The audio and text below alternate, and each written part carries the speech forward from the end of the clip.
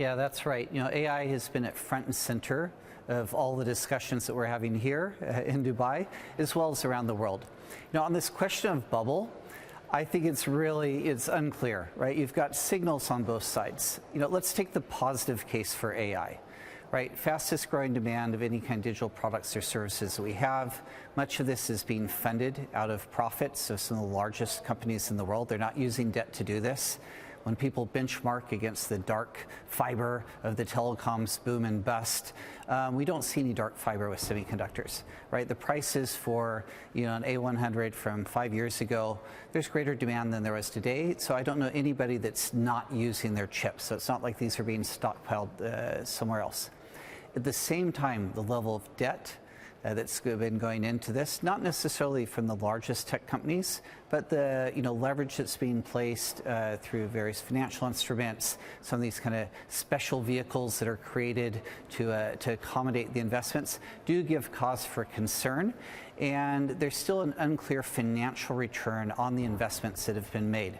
So overall, I think the jury's still out. It is very fragile, and any sudden correction in this space could then trigger a kind of a deeper pullback in the economy overall. Yeah, I think this will take time to play out. That there's tensions ongoing. This is natural. Today it's between U.S. and China. At other times it can be different geographies. This is kind of a natural part, I think, of the economic order where we're at. Now, to shift global manufacturing supply chains is not something that's done overnight. We've seen tariffs from the U.S. going into other countries, starting to do some pre-shifts, but to actually take an entire supply chain, production line, move it from one country to another, you need not only the capital, the skills, you need market demand for where you're going to be, and you actually also need a lot of talent.